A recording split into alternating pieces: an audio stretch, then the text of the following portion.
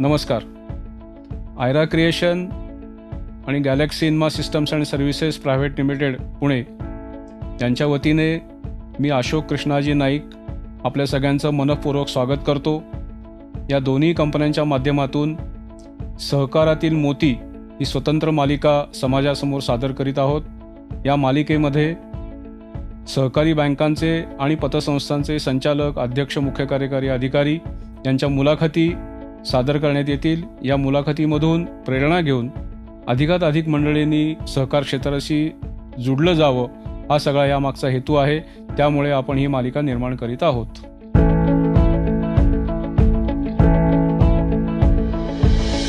आज आपल्याबरोबर Mahatma Phule urban cooperative bank limited Amravati या बँकेचे चेअरमन सर आपल्यासोबत आहेत. त्यांचा परिचय मी आपल्या सगळ्यांना करून देतो. त्यांचं नाव आहे दिलीपराव आनंदराव लोखंडे. राहणार आडगाव, तालुका मोर्शी, जिल्हा अमरावती. 1953 सालचा जन्म आहे. शिक्षण ग्रॅज्युएट आहेत. BA झालेलं आहे. व्यवसाय शेती आहे. उत्तम प्रगतिशील शेतकरी आहेत. उत्तम शेती आहे. वडिलांचं नाव आनंदराव सूर्यभानजी लोखंडे, स्वातंत्र्य संग्राम सैनिक होते. बँकेच्या अगदी सुरुवातीपासून म्हणजे ज्या दिवशी बँक सुरू झाली त्या दिवसापासून बँकेचे संचालक आहेत. 10/3/2000 पासून आज अखेर बँकेचे संचालक आहेत आणि 18/1/2024 पासून बँकेचे चेअरमन म्हणून सगळं कामकाज पाहत आहेत. याशिवाय सर एक शाळा चालवतात ज्याचं नाव प्रगती विद्यालय आडगाव, तालुका मोर्शी या ठिकाणी आहे. तिथे विद्यार्थ्यांचे शिक्षण ते शाळा चालवून करत असतात. सामाजिक कामामध्ये पण खूप मोठ्या प्रमाणावर सहभाग सरांचा आहे. याच्यामध्ये गरजूवंत विद्यार्थ्यांना शैक्षणिक साहित्य वाटप आणि आर्थिक मदत केली जाते. वेळोवेळी बँकेच्या माध्यमातून मोठ्या प्रमाणावर रक्तदान शिबिर आयोजित केलं जातं.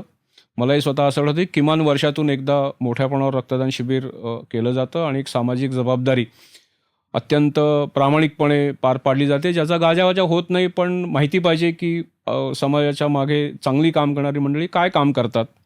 याशिवाय मेळघाट आणि दुर्गम भागातील आदिवासी लोकांसाठी आरोग्य शिबिराचं आयोजन पण सरांमार्फत केलं जातं. करोनाच्या काळामध्ये पण खूप मोठ्या प्रमाणावर गरजू लोकांना धान्य वाटप आणि इत्यादी सगळ्या गोष्टी सरांनी चांगल्या पद्धतीने केलेल्या आहेत. मला असं वाटतं की इतकं उत्तम चांगलं व्यक्तिमत्व आपल्यासोबत आहे आणि इच्छा हीच आहे की बँकेबद्दलची सगळी माहिती ही आज अखेर सभासदांपुरती मर्यादित आहे, ती सगळ्या जगाला व्हावी. सहकारामध्ये काय चांगलं काम चाललं आहे, कशा पद्धतीने लोक काम करतात, बँका कशा वाढतात, समाजा उपयोगी काम कसं करतात, हे सगळं सांगण्यासाठीच आपण आज लोखंडे साहेबांना आमंत्रित केलं आहे आणि आपण त्यांच्याशी गप्पा मारणार आहोत. कोणताही औपचारिक कार्यक्रम आहे अशातलाही भाग नाही, पण अत्यंत मोकळेपणाने त्यांच्याकडून जाणून घेणार आहोत की बँक कशी चालते, काय चालते, लीडरशिप म्हणजे काय, आत्ता व्यवसाय काय, अशा खूप साऱ्या मुद्द्यांवर आपण त्यांच्याशी आता चर्चा करूया. अपेक्षा आहे की लोखंडे सरही आपल्याशी त्याच तन्मयतेने, त्याच उद्दिष्टाने आपल्या सगळ्यांबरोबर संवाद साधतील. त्यामुळे मला त्यांना असं म्हणायचं की एवढा सगळा व्याप आहे, इतकं सगळं काम आहे, शेती आहे, शाळा आहे, तरी बँकेसाठी वेळ देणं आणि वेळ न देता बँक वाढू शकत नाही. जिथे चेअरमनसारखी जबाबदारी आहे, संचालकांसारखी जबाबदारी आहे, तिथे वेळ देणं हे गरजेचं आहे.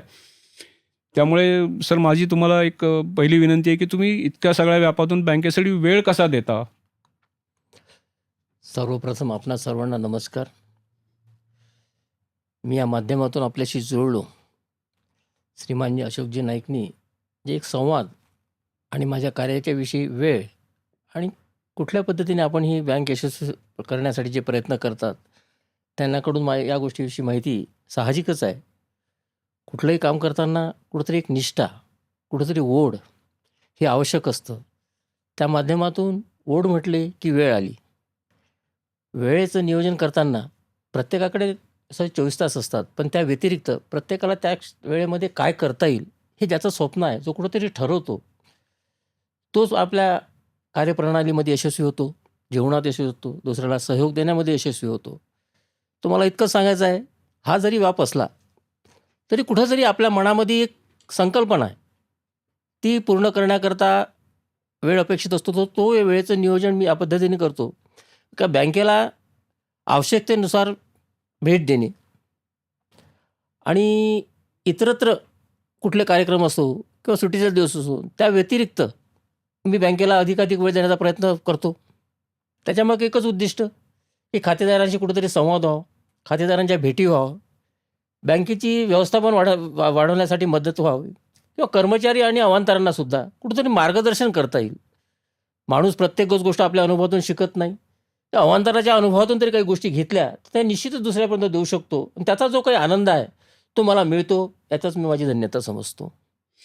हे खरं आहे की वेळ तर दिलाच पाहिजे आणि वेळ दिल्याशिवाय कामकाज होऊ शकत नाही. कारण काही निर्णय हे शेवटी दैनंदिन स्वरूपाचे घ्यावे लागतात. त्या ठिकाणी बँकेच्या अध्यक्षांनी, चेअरमन सरांनी असणं गरजेचं आहे. पण हे सगळ्याचा वेळ देणं, आवड असणं, या सगळ्याबरोबर व्यवसाय वाढ होणं पण महत्त्वाचं असतं.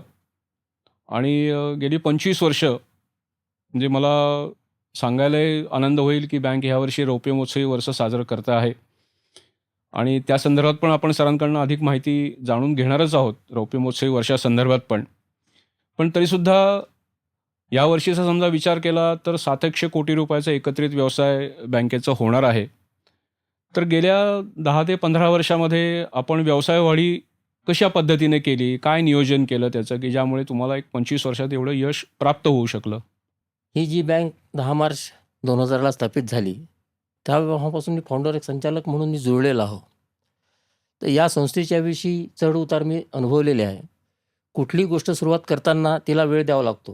लोकांचा विश्वास निर्माण करण्यासाठी प्रयत्न जरी करत असेल तर त्याला काहीतरी एक वेळ लागतो. या सुरुवातीच्या मध्यम गतीमुळे जी आपण 2000 ते 2014 ते फक्त 55 कोटी आपण व्यवसाय करू शकलो होतो. बरं. पण आजच्या घडीला आपण 700 कोटीचा व्यवसाय त्याला आपण पार केलं असं म्हणता येईल. हं. तर आज 14 पासून आज 24 पर्यंत, या आज 25 चालू आहे, की या 10 वर्षात जवळजवळ आपण 645 कोटीच्या वर व्यवसाय केलेला आहे. बरोबर. त्याच्यामागचं मूळ कारणच असं म्हणावं लागेल, इच्छा तिथं मार्ग. आपली जी मानसिकता आहे, दुसऱ्याला कुठंतरी देणं आहे, दुसऱ्याकडून करून घेणे आहे. करताना खूप काही करावं लागतं, त्यावेळी दुसऱ्याकडून आपण काहीतरी अपेक्षा करू शकतो. तर या संकल्पनेतून जी एक आपली 650 कोटीची जी वाढ झालेली आहे, त्याच्यामध्ये वेगवेगळे कारणं आहेत, की ज्या मंडळीने आपल्याला पुढं केलं, ज्या समुदायाने आपल्याला या पदावर बसवलेलं आहे असं म्हणायचं आहे. तर हा माझा बहुमान नसून हा सर्वांनी दिलेला सहयोग आहे.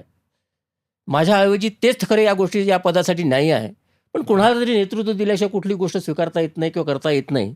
अशा या माध्यमातून जो त्यांनी विश्वास दिला, त्याच्यामुळे मला एक जी तळमळ म्हणून आपण सर्व त्या अवांतरांना देण्यासाठी बँकेचा संस्था आणि या सभासदांसाठी किंवा या गरजवंतांसाठी काहीतरी करू शकलो पाहिजे. तो एक विश्वास सार्थक ठरवण्याच्या दृष्टीने तर बँकेला वेळोवेळी मार्गदर्शन करणे, खातेदारांशी संपर्क करणे, ग्राहक सभासदांशी संवाद साधणे, नियोजित बैठका घेणे, RBI आणि सहकार खात्याशी जास्तीत जास्त त्यांच्या नियंत्रणाखाली जे काही आपल्याला करणं आवश्यक असतं. कारण आपण कुठंतरी या बँकेचे ओनर नाही आहे, आपण विश्वस्त आहोत. तर कुठंतरी कोणाच्या निकषामध्ये कोणाच्या पॅरामीटरनुसारच आपल्याला चालावं लागतं. बरोबर. आपल्या कल्पना ह्या वेगळ्या आणि प्रत्यक्षात अंमलबजावणी करताना या गोष्टीचा सगळ्यांचा सहयोग घेऊन सगळ्या त्या चाकोरीतून चालणं, या सगळ्या गोष्टीचा मी पुरेपूर प्रयत्न करतो. आणि त्याला माझ्या सगळे सहकारी आणि जे संचालक वर्ग आहे, कर्मचारी वर्ग आहे, अधिकारी वर्ग आहे आणि ग्राहक आणि सभासद यांचा योग्य असा मी त्याला आपण ताळमेळ म्हणू, का ज्यांच्या सहयोगातून आपण हे गोष्ट करू शकतो, त्याच्यामुळे ही आजची परिस्थिती आहे. मला त्याविषयी ही अशीच परिस्थिती नेहमीसाठी राहील याबद्दल कुठलीही शंका नाही. शंका नाही. खूप चांगली गोष्ट सरांनी आपल्याला सांगितलेली आहे की आम्ही सगळे जे काम करतो हे कोणी मालक नाही, आम्ही सगळे विश्वस्त आहोत. आणि बँकिंग इंडस्ट्रीमध्ये ट्रस्टी ऑफ द पब्लिक मनी, समाजाच्या लोकांचे पैशाचे विश्वस्त म्हणून काम करणं, आणि असे ज्या ठिकाणी अध्यक्ष आणि संचालक मंडळ आहे त्या सगळ्या बँकांचा उत्कर्ष हा गेल्या काही वर्षामध्ये खूप चांगल्या पद्धतीने झाला आहे. त्यामुळे मी सरांना पण धन्यवाद देईन की त्यांची त्याच्यामागची जी भूमिका आहे की we are not owner of the bank, we are the trustee of the public money. विश्वस्त म्हणून काम करतात आणि विश्वस्त म्हणून काम केल्यामुळे संस्था वाढली आहे हे आपल्या सगळ्यांच्या लक्षात येईल. गेल्या काही वर्षापूर्वी एक रिझर्व्ह बँकेने खूप विषय सगळ्या सहकारी बँकांसाठी आणलेले होते. त्याच्यामध्ये त्यांनी एक FSWM ही एक कल्पना आणली होती, financially sound and well manage bank. म्हणजे आर्थिकदृष्ट्या सक्षम बँक अशी त्याची कन्सेप्ट होती. त्याचे नियम आणले, त्याचे क्रायटेरियाज आणले, त्या क्रायटेरियामध्ये रिझर्व्ह बँकेने सगळी माहिती मागवली आणि मग त्याच्यानुसार कामकाज व्हावं, FSWM बँक राहावी, अशी मुळात रिझर्व्ह बँकेची कन्सेप्ट होती. तर मलाही असं सरांना विचारायचं की financially sound and well manage bank, आपली बँक केव्हापासून FSWM मध्ये आहे? मला सांगताना खूप गर्व आहे की आमची Mahatma Phule urban cooperative bank ही FSWM वर्गीकृत आहे. याला एक संज्ञा म्हणू आपण हो. FSWM. बरोबर. मुळात 1 डिसेंबर 22 पासून याचं परिपत्रक जारी झालेलं आहे. परंतु त्यापूर्वीला 2014 पासून ही बँक FSWM मध्ये आहे. म्हणजे फायनान्शियल साऊंड आणि वेल मॅनेज. वेल मॅनेज बँक. म्हणजे आर्थिक सक्षम आणि उत्कृष्ट व्यवस्थापन ही त्याची व्याख्या म्हणावं लागेल. बरोबर. 2014 पासून यामध्ये असल्यामुळे मागची भूमिका की जे रिझर्व्ह बँकेने दिलेले निकष आहेत, जे पॅरामीटर्स आहेत, त्याचे कुठेतरी आपण तंतोतंत पालन करतो आहे. ठेवीदार असो, कर्जदार असो किंवा कुठल्याही नियंत्रणाखाली जे त्यांची नियमावली आहे त्याचे आपण तंतोतंत पालन करतो. हे आमचे अधिकारी, कर्मचारी आणि माझे सहकारी संचालक याच्यात कुठल्याही गोष्टीची त्रुटी न ठेवता एक योग्य रीतीनं पवित्रा घेतात. त्याच्यामुळं आज आपण आजच्या क्षणापर्यंत 14 पासून आज 25 पर्यंत FSWM मध्ये आहोत. ही आमच्यासाठी गर्वाची बाब आहे आणि त्याचं माध्यम एकच आहे की त्याच्यामुळे आम्हाला कुठल्या तरी ब्रँचेस ओपन करताना कुठं लायसन घेण्याची आवश्यकता नाही. लायसन ही बँक चालू झाल्यानंतर आम्हाला परत मिळतं किंवा कुठल्याही आम्हाला आजपर्यंत कुठलाही एखादा दंड ज्याला म्हणू आपण किंवा अशी कुठे वॉर्निंगसुद्धा मिळालेली नाही. याचा हा सगळ्यांचा सहभाग याला मूळ कारण आहे. त्याच्यामुळं आम्हाला ही रँक टिकून ठेवण्यासाठी मदत झाली असं म्हणावं लागेल. धन्यवाद. खरं म्हणजे FSWM मध्ये बँक राहणं ही सुद्धा एक कार्यक्षम संचालक मंडळ आणि कार्यक्षम अधिकारी हेच हे करू शकतात. अदरवाईज इतके सोप्या गोष्टी नाहीत आणि गेल्या काही वर्षापासून तर आपण FSWM मध्ये आहोत हे स्वतःच संचालक मंडळाने ठरवायचं आहे आणि रिझर्व्ह बँकेला कळवायचं आहे. त्यामुळे दुहेरी जबाबदारी ती संचालक मंडळावर आहे, अधिकाऱ्यांवर आहे आणि या पद्धतीने ही बँक जबाबदारी पार पाडते. खरं म्हणजे मलाही असं मोह आवरत नाही की बँकेच्या सगळ्या संचालक मंडळाचं आणि अधिकाऱ्यांचं अभिनंदन आपण केलं पाहिजे. आत्ताच्या परिस्थितीमध्ये संपूर्ण महाराष्ट्रामध्ये FSWM मध्ये ज्या बँका आहेत त्यांची संख्या खूप मर्यादित आहे. त्याच्यामध्ये ही बँक आहे. त्याचं ऐकूनही मला खूप आनंद वाटतो. या सगळ्या FSWM मध्ये बँक असण्याचे पण काही फायदे आहेत आणि या फायद्यामधला एक मोठा फायदा असा आहे की शाखा विस्ताराचा विषय असतो. शेवटी वाढ ही नैसर्गिक व्हायला पाहिजे आणि वाढ ही असलीच पाहिजे. वाढ खुंटली तर व्यवसाय वाढणार नाही.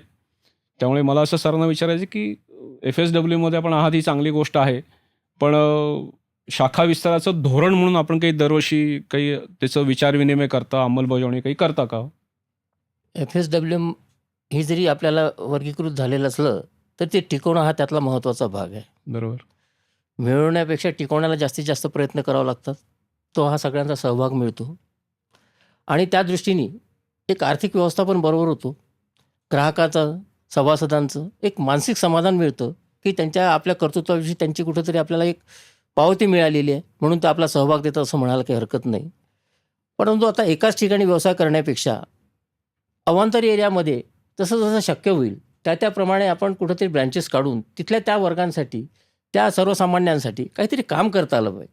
माणसाला दिलेल्या ठेवीच्या विषयी परतावा देणे, योग्य नियंत्रणाखाली काम करून विश्वास संपादन करणे ह्या गोष्टी जरी असल्या, पण त्या व्यतिरिक्त अवांतर क्षेत्रामध्ये जरी आपल्याला काहीतरी अधिक त्यात वाढ करता आली, त्याचा काहीतरी आनंद वेगळा मिळतो. अधिकाधिक लोक जुळतात. मध्यमवर्गांना कुठंतरी एक जीवन सुखमान होण्याच्या दृष्टीनं प्रयत्न करण्याच्या दृष्टीनं जो एक काहीतरी एक मनाला एक समाधान मिळतं. ज्या गोष्टी माणसाला अपेक्षित असतात. माणसाला आपल्या जीवनामध्ये वैयक्तिक धडपड ही प्रत्येकाची जबाबदारी असतं, पण त्या व्यतिरिक्त इतरांसाठी काहीतरी करता आलं त्याचा आनंद दुसऱ्याच्या चेहऱ्यावर पाहताना जो एक वेगळा मिळतो, ते त्याला खरंच सुख म्हणता येईल.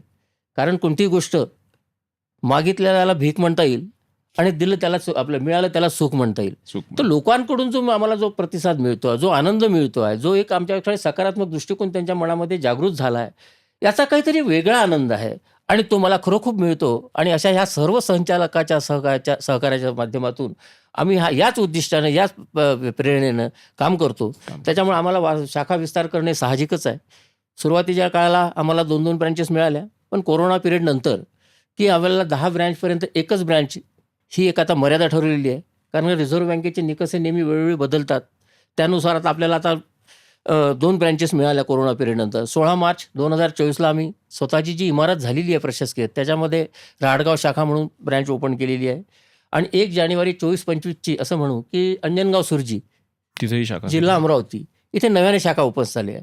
हा आमचा उपक्रम सदा सर्वकाळ राहील, जोपर्यंत आमचा हा सगळा सहभाग, सगळा सहयोग आणि आपल्या रिझर्व्ह बँकेच्या याच्यानुसार, ज्याला म्हणू आपण विचारानुसार चालण्याच्यामुळे जो आम्हाला फायदा मिळतो आहे, ते निश्चितच अवांतरको जुळण्याच्या दृष्टीने, व्यवसाय वाढवण्याच्या दृष्टीने आम्ही ह्याचा प्रयत्न करू, असं मग तुम्हाला सांगावंसं वाटतं. मला असं वाटतं की FSWमध्ये बँक असल्यामुळे एकूण ब्रँचेसच्या 10% ब्रँच ओपन करायला तुम्हाला नॅचरली परवानगी आहे. त्याचा फायदा तुम्ही घेत आहात आणि शाखा विस्ताराचं धोरण तुम्ही सध्या राबवतात. निश्चित असं म्हटलं तर वावगं होईल असं मला वाटत नाही. निश्चित.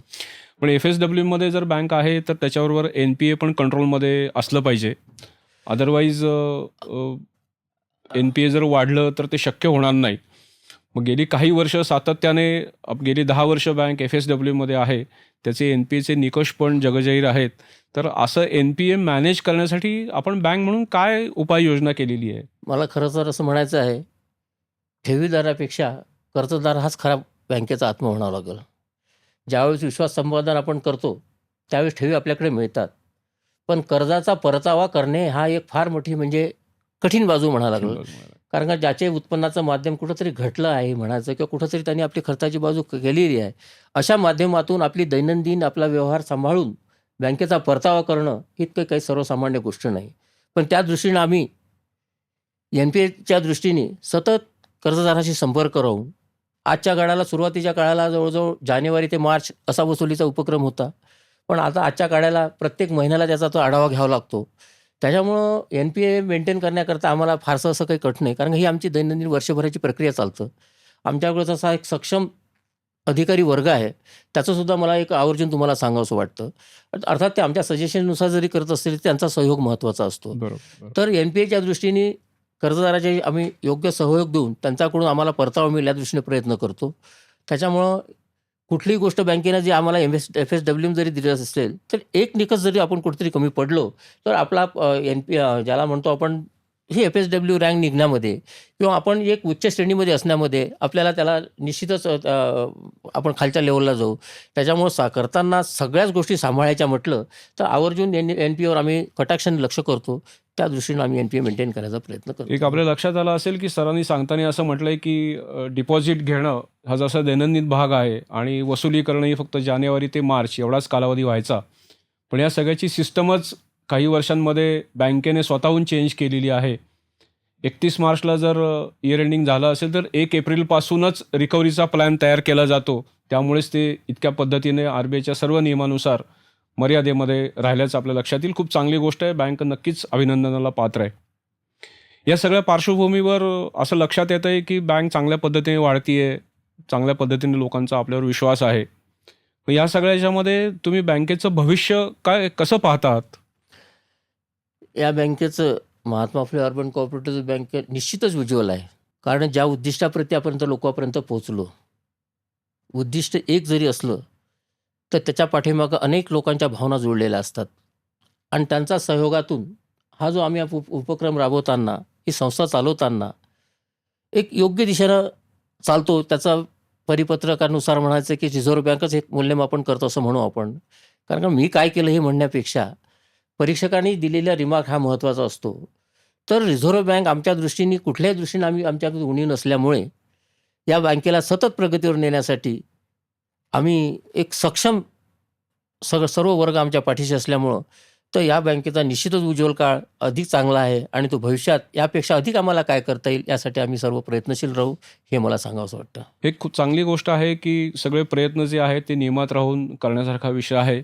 पण आकडेवारीमध्ये पाहिलं तर गेल्या 10 वर्षामध्ये 600-650 कोटीचा व्यवसाय बँकेने वाढवला आहे. निश्चित. पुढच्या एक 5-10 वर्षाचं प्रोजेक्ट पाहिलं तर काय भविष्य असेल बँकेचं? काय डिपॉझिट असावीत असं तुम्हाला वाटतं? माणसाला जे मिळालं त्याच्यात समाधान न मानता, समाधान हे आवश्यक आहे. कारण का माणसाची समाधान ही शक्ती सर्वात मोठी शक्ती म्हणावं लागेल. पण त्या व्यतिरिक्त आहे त्याच्यात कुठंतरी न थांबता, पळणाऱ्याला जसं मैदान जसं कमी पडतं, धावणाऱ्याला खूप धावसं वाटतं, असं या माध्यमातून आम्हाला आहे याच्यापेक्षा अधिक काहीतरी प्रगती साधता येईल अधिक लोकांपर्यंत पोहोचता येईल, अधिक लोकांना सहयोग देता येईल, ही याच्या मागची कल्पना असल्यामुळं आम्ही आज माणूस म्हणतात, की शरीरानं थकला चालेल पण मनानं थकायला नको. ती ही आमची मानसिकता आहे, जी कुठेतरी आम्हाला एक प्रगत करण्याच्या दृष्टीनं, आम्हाला एक पुढे चालण्याच्या दृष्टीनं प्रेरणाशक्ती जी मिळते, ही आमच्यासाठी अशी अमूल्य असा ठेवा सर्वांचा आमच्या पाठीशी असल्यामुळं ह्या गोष्टी आम्ही निश्चितच चांगल्या तऱ्हेनं पार पडू शकू. म्हणजे तुम्हाला असं म्हणायचं आहे का सर, की भविष्यामध्ये उत्तम टेक्नॉलॉजी बँकेमध्ये असेल, अर्थातच आत्ता आहे त्याच्यापेक्षा 5 वर्षामध्ये दुप्पट व्यवसाय आमचा झाला असेल, शाखा अधिक वाढल्या असतील, असं काही तुम्हाला म्हणायचं आहे या सगळ्याच्यात? निश्चित ज्या अर्थी शाखा वाढतील, लोकांना आपण सहभाग देऊ, लोकांच्या विषयी एक चांगली उत्तम टेक्नॉलॉजी अंगीकृत करून जे लोकांना जास्तीत जास्त सेवा देण्याच्या दृष्टीने जे प्रयत्नशील असतात, की आज वेळेनुसार बरेचसे बदल होतात. कालच्यापेक्षा आज, आजच्यापेक्षा उद्या.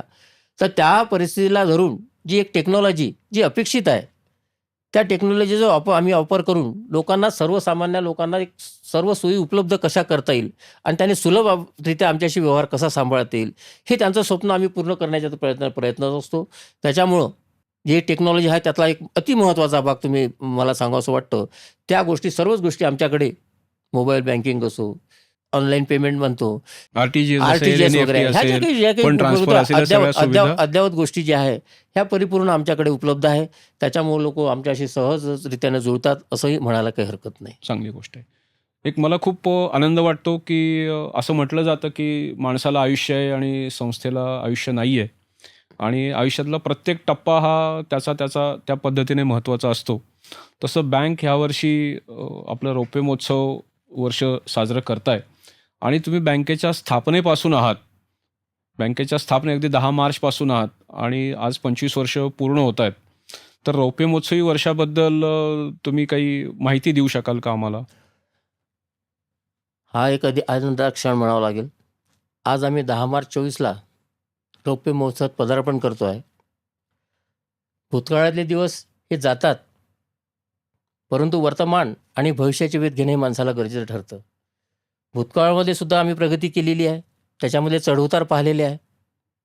कुठली गोष्ट साध्य करताना खालच्या पायरीचा ज्यावेळेस आपण उपयोग होतो, त्याच वरच्या पायरीवर जाऊ शकतो किंवा उच्च प्रगती आपण साध्य करू शकतो.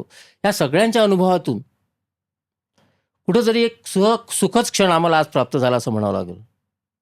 कारण बँकेचे 25 वर्ष पूर्ण झालेले आहेत, पण त्याच्यातला काळ निश्चितच दरवर्षी आम्ही एक उच्च प्रतीने, ज्याला आपण एक मार्गक्रमित करण्यासाठी जे पर्सेंटेज जे असतात, निश्चितच त्याची जी ग्रोथ म्हणू आपण, ती योग्यरीती साधली असं म्हणावंसं वाटतं.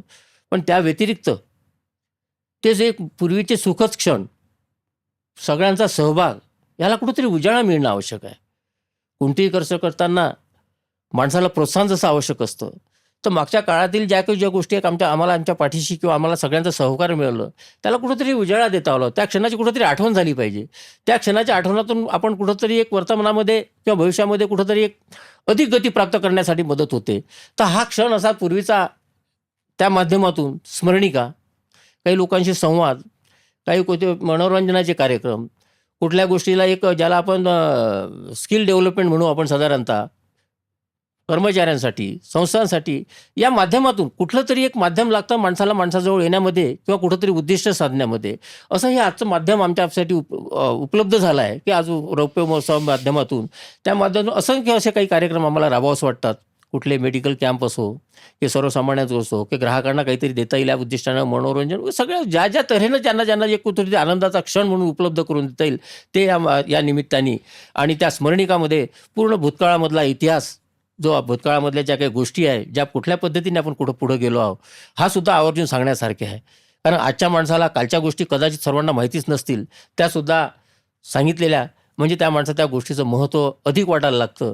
म्हणून अशा या अनुषंगाने या रौप्य महोत्सवाच्या काळाबद्दल, जसं आता आम्हाला एक नवीन बिल्डिंग आमच्या माध्यमातून तयार झालेली आहे, जी आज प्रशासकीय इमारत म्हणून 6 फ्लोअरची झालेली आहे. त्याच्यामध्ये आम्ही आजच्या घडीला आम्ही एक ब्रँच ओपन करू शकलो. हेड ऑफिस इथं झालेलं आहे. मीटिंग हॉल, सगळ्या गोष्टी म्हणजे ज्याला आपण व्यक्तिगत असेट तयार करून, की सर्वच गोष्टी ॲज ए ट्रेनिंग सेंटरसुद्धा तिथे ठेवलेले आहे. वेळोवेळी आपल्याला कुठंतरी कर्मचाऱ्यांना, सभासदांना किंवा अवंतरांना जे काही देण्यासाठी जो प्रयत्न आहे, त्याला कुठे एक स्पॉट लागतो. माणसाजवळ एक गोष्ट उपलब्ध असली की लगेच दुसरी गोष्ट करायचा प्रयत्न करतो. पण त्याला कुठेतरी एक फाउंडेशन आवश्यक असतं.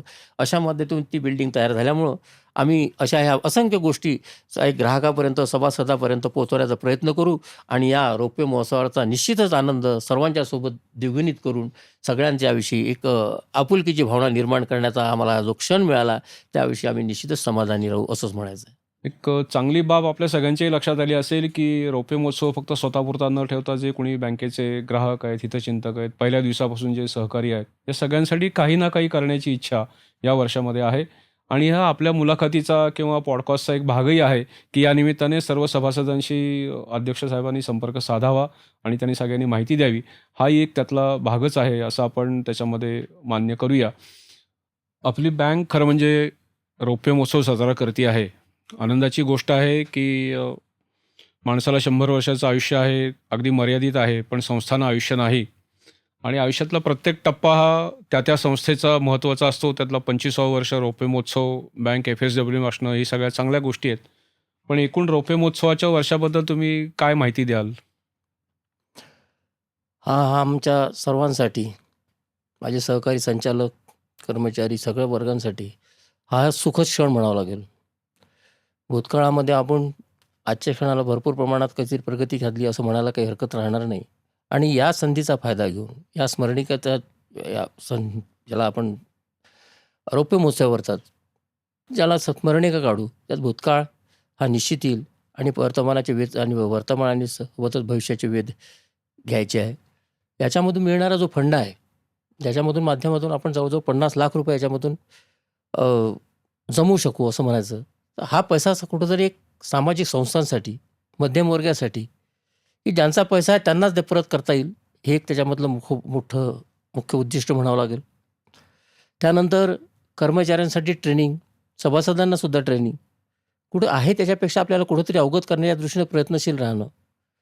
बँकेच्या विस्तारीकरणासाठी त्या शाखा व्यवस्थापनाचं काम आहे त्याच्यापेक्षा आपण पुढं कुठेतरी जाता येईल, आपल्याला अधिक ब्रँचेस ओपन करता येईल, हा सुद्धा त्याच्यामध्ये मानस राहणार आहे. आणि जे सभासदांनी जे आजपर्यंत आपल्याला योगदान दिलं, त्या माध्यमातून त्यांना शाश्वती कुठंतरी आपण देणं कर्तव्य ठरतं. त्यांना एक मार्गदर्शनपर शिबिरं आयोजन करणे, ज्याला आपण देता येईल. आणि त्यांच्या माध्यमातून कुठले मनोरंजनाचे कार्यक्रम, माणसाला सतत प्रयत्नात राहणं हे जरी खरं असलं, त्याला एक उत्तेजनार्थ कुठंतरी एक मनोरंजनाच्या कार्यक्रमाची सुद्धा जोड देता येईल. असे भरपूर प्रमाणात उपक्रम राबवण्याचा जो एक मानस आहे, असं मला यातून रौप्य महोत्सवाबद्दल सांगता येईल. तुम्हाला असं म्हणायचं, की सभासदांसाठी तुम्ही काम करणार आहात, खातेदारांसाठी काम करणार आहात, समाजासाठी काम करणार आहात, आरोग्य क्षेत्रात काम करणार आहात. शाखाच्या अशा पद्धतीचं नियोजन बँकेचं आहे. खरं म्हणजे एका अर्थाने चांगलं आहे. ज्या समाजामधनं आपण उभे राहिलो, त्या समाजाला आपण देणं लागतो. देणं लागतं. आणि या निमित्ताने जर बँक हे करत असेल, तर हा उपक्रम खरंच अभिनंदनीय आहे. आणि मला असं वाटतं, की मी बँकेचं जाहीरपणे अभिनंदन करेन, की त्यांनी अशा पद्धतीचे उपक्रम आयोजित केलेले आहेत. पुढचा थोडासा अवघड म्हणावं लागेल किंवा सोपा नाही, असा एक विषय आपल्याला हाताळायला लागेल, की सहकार क्षेत्राबद्दल आपलं मत काय आहे? कुठल्याही गोष्टीला सहकारातूनच समृद्धी साधतं. माणूस एकटा काही करण्यापेक्षा सगळ्यांच्या सहकारातून, सगळ्याच्या सहयोगातून निश्चित फलश्रुती प्राप्त करू शकतो. असं ही बँक एक सहकार क्षेत्रामधूनच निर्माण झालेली आहे. भारताचा आर्थिक कणासुद्धा याला सहकारी बँकाचा म्हणावं लागेल. त्यामुळं एक दुसऱ्याशी जुळून, एक दुसऱ्याच्या सहकार्यातून आपल्याला कुठंतरी काही करायचं म्हटलं म्हणजे एक सर्वसामान्यासाठी करता येईल. बऱ्याचशा गोष्टीची सगळ्यांच्या सहयोगातून, सगळ्याच्या परिश्रमातून, हे सहकारातूनच शक्य आहे. व्यक्तिशः माणूस कुठंतरी मर्यादा पडतो. त्याच्यामुळं सहकार क्षेत्र हे आपल्या दृष्टीने, सर्वांच्या दृष्टीने, सर्व पातळीवर एक अति महत्त्वाचा भाग आहे असं म्हणावं लागेल. त्यामुळं सहकाराला ज्या तऱ्हेनं आपल्याला त्याला प्रेरित सगळ्यांचा सहभाग घेऊन प्रेरित करता येईल, असं या सहकाराचं महत्त्व आपण सगळ्यांना पटवून आणि त्या माध्यमातून सगळ्यांचा सहयोग घेऊन या एकूण सहकारातून समृद्धी या माध्यमाची फलश्रुती साध्य करायला आपल्याला अवघड जाणार नाही असं मला वाटतं. बरोबर. खरं म्हणजे एक विषय आहे, की RBI नेहमीच सगळ्या सहकारी बँकांना किंवा सर्व बँकांना वेगवेगळी सर्क्युलर्स काढून माहिती देत असते, काम करायला भाग पाडते, स्टेटमेंट मागत असते. खूप साऱ्या गोष्टी RBI मागत असते. काय काय बँका असं म्हणते, किती माहिती मागता, काय करता, इतक्या सगळ्या गोष्टीची आवश्यकता आहे का? त्याच्यातून त्यांचं काही प्रिडिक्शन तयार होत असतं. पण आर-बी-आयकडून दर खेपेला माहिती येणं, त्याचं इम्प्लिमेंटेशन करणं, या सगळ्याबद्दल तुमचं मत काय आहे? आर-बी-आयने अशा पद्धतीने काय तुम्हाला असं काय वाटतं, की आर-बी-आयने अशा पद्धतीने माहिती मागून करावं किंवा तुम्ही त्या संदर्भात काय मत व्यक्त कराल? आर-बी-आय वेळोवेळी माहिती मागतात, वेळोवेळी सूचना करतात. हा अत्यावश्यक भाग आहे. कारण कोणतीही गोष्टी करताना ते आपल्याला योग्य वाटते. पण त्याचा एक ठराविक एक मापन करणारा एक समृद्ध व्यक्ती आपल्याजवळ जर प्राप्त झाला, म्हणजे मिळाला, तरी आपण ते ज्या दिशेचा उपयोग करतो किंवा ज्या दिशेने जायचा प्रयत्न करतो, त्याला एक मनःशांती म्हणजे आपलं मनोबल वाढण्यासाठी मदत होते. कारण का आर-बी-आय हे नेहमी सतत कुठेतरी आपल्याला एक चांगलं काम करण्यासाठी त्यांनी एक दिशा दिलेली असते. त्यांनी कुठेतरी सूचना केलेल्या असतात. त्या सूचनाचं पालन करणं हे आपलं कर्तव्य आहे. त्याच वेळेस आपण कुठेतरी प्रगती साधू शकू. प्रत्येकच गोष्टी आपल्याला अवगत आहे अशातला प्रश्न नाही. त्यांच्या माध्यमातून, त्यांच्या सहकार्यांनी, त्यांच्या सूचनेनुसार हे आपल्याला कर्तव्य करण्याची गरज आहे असं मला वाटतं. त्याच्यामुळं आर-बी-आयच्या विषयी असं कोणी काही अधिक माहिती घेतं असं कोणाचं जर दुमत असेल, ते माझ्या दृष्टीने उचित नाही असं मला सांगावसं वाटतं. एक चांगली गोष्ट आहे, की आर-बी-आयकडनं जी काही माहिती येते, माहिती मागवली जाते किंवा आर-बी-आय निर्णय घेते, त्याबद्दल संचालक मंडळ बँकेचं पण अत्यंत सकारात्मक आहे आणि त्याची आर-बी-आयचे तंतोतंत घेतलेले पूर्तता करण्याचा आमचा मानस मानस असतो. असतो. बरोबर, बरोबर. आता खरं म्हणजे एक थोडासा खाजगी प्रश्न विचारेन. हे आमच्या लक्षात आलं, की तुम्ही बँकेसाठी भरपूर वेळ देता, प्रवास करता, शेती करता, मार्गदर्शन करता. या सगळ्या याच्यामध्ये आपण घरच्या लोकांसाठी वेळ कसा देता? हा प्रश्न एक मजेशीर प्रश्न म्हणावा लागेल. या क्षेत्रात काम करत असताना घरच्यांसाठी काय देता? की माणसाला जे करावसं वाटतं, त्याच्यामध्ये अधिक कसं करता येईल हा त्याचा प्रयत्नशील असेल, त्यालाच खरा माणूस म्हटला जाईल. आहे तिथे न थांबता स्वतः व्यतिरिक्त इतरांना काहीतरी देण्यासाठी जी एक मनस्थिती माणसाची असणं गरजेची आहे.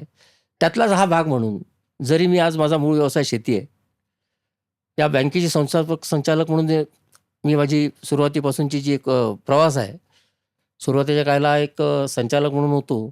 11 ते 23-24 पर्यंत जवळ-जवळ उपाध्यक्ष म्हणून राहिलेलो आहो आणि 18 जानेवारी 24 पासून तर आजतागत मी अध्यक्ष म्हणून राहिलेला आहे. पण याच्यामधली मूळ कल्पना असे म्हणावं लागेल, की शाळा जरी चालवत असेल, तरी त्याच्यामध्ये एक उद्दिष्ट असतं, की विद्यार्थ्यांना काही देता येईल. एक स्थानिक गरज आहे. त्या माध्यमातून आमची शाळा ही जवळ 69चं ओपनिंग म्हणून झाली आहे. कुठली व्यावसायिक संस्था म्हणून झालेली नाही. एक बरोबर. स्थानिक गरज म्हणून उभी झालेली संस्था आहे. त्यामुळं त्यांना जे देताना जो आनंद होतो, त्याच्यामध्ये कुठली श्रम वाटत नाही किंवा कुठला थकवा जाणवत नाही. त्याच्यामुळं आहे ते करावंसं वाटतं. आणि माझा मूळ उत्पन्नाचा सोर्स ज्याला आपण माध्यम म्हणू, तो शेती आहे. तर शेतीमध्ये सुद्धा ज्या तऱ्हेने मेहनत घेता येईल, ज्या तऱ्हेने नवीन तंत्रज्ञानाचा उपयोग घेता येईल, त्या तंत्रज्ञानाने आपले उत्पन्न वाढवण्याच्या दृष्टीनं हे गरजेची बाब असतं. त्याच्यामध्ये सुद्धा मी वेळ देतो. आणि बँकेच्या दृष्टीनं आज याला जे जोडलेलं आहे, हे सुद्धा लोकांनी दिलेली जबाबदारी. लोकांनी आपल्याला कुठेतरी पुढं केलं आहे. त्याला योग्य न्याय देता आला पाहिजे. लोकांना सगळ्यांना सोबत घेऊन चालण्याची मानसिकता असणं गरजेची आहे. हा सगळ्यांच्या सहभागातून जो उत्साह वाढवण्याला मला जे प्रेरित करण्यासाठी जे एक उत्तेजना मिळते, त्याच्यामुळे ह्या गोष्टी करू शकतो. मग राहिला प्रश्न कुटुंबाचा. तो कुटुंबसुद्धा एक सकारात्मक दृष्टीचं असलं, की करणाऱ्या माणसाला कुठेतरी एक पाठबळ देणं गरजेचं ठरतं. कारण प्रत्येकच गोष्ट आपल्या मनाप्रमाणे घडत नसते. पण दुसऱ्याला आनंद देताना, दुसऱ्याला सहयोग देताना जो एक आनंद जो मिळतो, तेच माझं कुटुंब मला वेळोवेळी सहकार्य करतात. प्रसंगानुसार मी कुठे त्यांना वेळ देऊ शकत नसलो, एक सार्वजनिक कार्यक्रम असो किंवा कुठला एखादा त्यांच्यासाठी देणं असो, परंतु एकंदरीत या व्यतिरिक्त सुद्धा मी त्यांना निश्चितच वेळ देतो आणि त्यांचं पाठबळ मला वेळोवेळी मिळते. त्याच वेळेस मी ह्या गोष्टी पूर्ण करू शकतो. माणसाला आयुष्यामध्ये कुठली तरी एक उणीव असली, की त्याच्यावर कुठेतरी आपलं हे पडतं, याला म्हणणं मर्यादा पडते. असा कुठलाच भाग माझ्या दृष्टीनं नाही. कुटुंबांना सुद्धा मी योग्य न्याय देण्याचा प्रयत्न करतो. बाकी अवांतर सामाजिक क्षेत्रात द्यायला प्रयत्न करतो आणि त्यांचा असा सहभाग असल्यामुळं मी आजच्या या घडीला जवळजवळ इथपर्यंत पोहोचलो असं म्हणायला काही हरकत नाही. त्याच्यामुळे माझा एक कुटुंबाच्या दृष्टीने एक चांगला दृष्टिकोन आहे आणि ते सुद्धा मला त्याच दृष्टीतून पाहतात. त्याच्यामुळे आजच्या कार्यक्रमाला म्हणजे पाळण्यासाठी योग्य व्यक्तिमत्व असं असं म्हणायला काही हरकत नाही. पण हे सगळं ऐकताना आम्हालाही खूप छान वाटतं, की वेळ सगळ्यांसाठी द्यावा लागतो.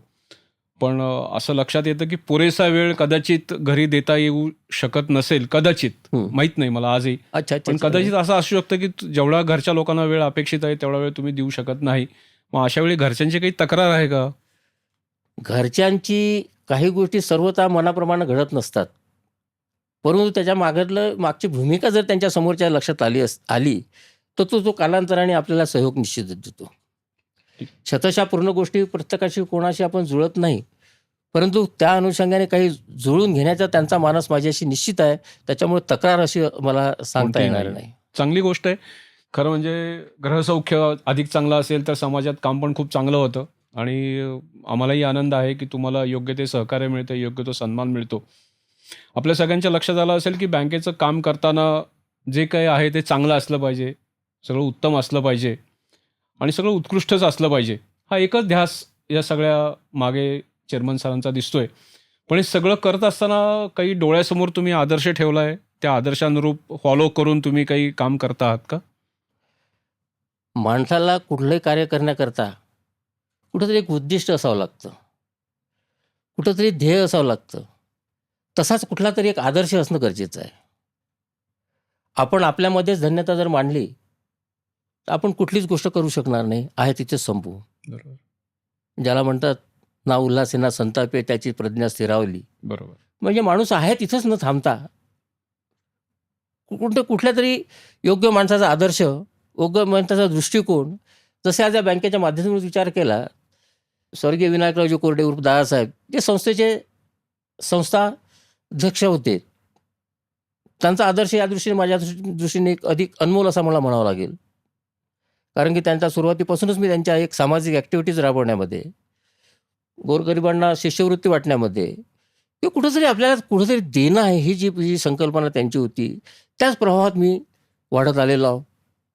त्याच्यामुळं एक दादासाहेबांचा आदर्शसुद्धा म्हणावा लागेल की कुठे काहीतरी आपल्याला घेणं मिळण्यापेक्षा अधिक काय देता येईल ह्या जो दृष्टिकोन केल्यामुळं दादासाहेबांचा आदर्श माझ्यासाठी या बँकेला पुढे नेण्याच्या दृष्टीने निश्चितच अनुकूल आहे असं म्हणावं लागेल. त्या व्यतिरिक्त की प्रत्येकच माणसाकडून ज्या काही उपलब्ध जर गोष्टी झाल्या तर असंख्य गोष्टी अशा आहे की कुठंतरी गुरु म्हणल्याशिवाय, कुठंतरी एक उद्दिष्ट केल्याशिवाय माणूस आपल्या याला आयुष्याला कुठंतरी एक अधिक जोड देऊन कुठंतरी प्रगती साधत नाही. असे असंख्य, जसं रिझर्व्ह बँकेचे गव्हर्नर, काही लोकांना ते संकट वाटतात की ते वेळोवेळी आम्हाला सूचना करतात, वेळ करतात, ते सुद्धा आमच्यासाठी आदर्शच म्हणावं लागेल. त्यांची एक त्यांच्या संकल्पनेची, त्यांच्या याची जर आम्ही परिपूर्तता करतो म्हणून ही बँक त्यांच्या विचारांनी, त्यांच्या सहयोगाने आम्ही पूर्ण करू शकतो. असे असंख्य आदर्श आहेत, ते आज मला सांगता येण्यापेक्षा भरपूर आदर्श आहे, भरपूर. एक चांगली गोष्ट आहे की आपला स्वतःचा सहकारी आपण आपल्यासमोर दादासाहेब कोरड्यांचा आदर्श म्हणून मानलेला आहे आणि तुम्ही त्यांच्याबरोबर पण काम केलेलं आहे. पण हे सगळं करत असताना दादासाहेबांबरोबरची एखादी आठवण तुम्ही आम्हाला सांगाल का? दादासाहेबांची आठवण सांगायचं म्हटलं की दादासाहेब ज्यावेळेस मंत्री होते आणि माझ्याकडे सुद्धा मी एक संस्थेचा चालक म्हणून, अध्यक्ष म्हणून आहो. मला एक दुसरी शाखा अपेक्षित होती. ज्यावेळेस मी दादासाहेबांजवळ गेलो की दादासाहेब आपल्या माध्यमातून मला जर ही गोष्ट अजून प्राप्त करता आली तर अधिक बरं योग्य वाटेल किंवा मला एक फारसं माझं समाधान होईल. मी एका संस्थेची अधिक शाखा किंवा अधिक शाळा उघडू शकलो. दादांचा साहेबांचा एकच शब्द मला आठवतो, अरे दिलीप, मी त्यांच्या मुलासमानच होतो. मी स्वतःसाठी जर अधिक काही घेऊ शकलो नाही, तुझ्यासाठी व्यक्तिगत मी तुला काय देऊ शकेल? की आपल्याला स्वतःसाठी न करता अवांतरासाठी जरी करता आलं, हेच आपलं ध्येय तू कायमस्वरूपी ठेव. हेच मला दादासाहेबांचे शब्द अजूनही माझ्या स्मरणात आहे. खूप आनंदाची गोष्ट आहे की ज्या व्यक्तीला आपण आदर्श समोर ठेवला आणि ज्या व्यक्तीचा आदर्श आपण डोळ्यासमोर घेऊन काम करतात आणि त्यांनी जे तुम्हाला कामाबद्दल आदर्श घालून दिला आहे आणि तसंच तुम्ही काम करतात, ही पण आनंदाची आणि अभिमानाची गोष्ट आहे असं मला स्वतःला वाटतं. की तर गेल्या 25 वर्षामध्ये बँक गेल्या 10-12 वर्षामध्ये खूप चांगल्या पद्धतीने वाढली, विस्तार खूप चांगला झाला, काम खूप चांगलं केलं, FSWमध्ये आपण आहोत. याचा अर्थ असा आहे की बँकेला काही वेगवेगळे पुरस्कार पण प्राप्त झाले असतील. तर आज अखेर आपल्याला साधारणपणे किती पुरस्कार मिळाले, त्याच्यामागची भूमिका काय आणि सगळे पुरस्काराबद्दल तुम्ही काही माहिती द्याल का? बँक स्थापन झाल्यापासून जवळजवळ 2011 पासूनच आपल्याला जे अवॉर्ड मिळायला सुरुवात झाली ते आज जो सुरुवातीचा मध्यम काळामध्ये नसून 11 वर्षामध्ये तर जवळजवळ आपल्याला 35 अवॉर्ड प्राप्त झाले. त्याच्यात बँकोचे आहे, सहकार खात्याचे आहे, तुमचे अवांतर ज्याला राज्यस्तरीय आणि राष्ट्रीय स्तरावरचे पारितोषिकं मिळाले. हा सगळ्यांच्या सहभागातूनच मिळाला, हा एक समाधानाचा भाग म्हणावा लागेल. आणि त्याच्यातूनच निश्चितच आपल्याला प्रेरणा,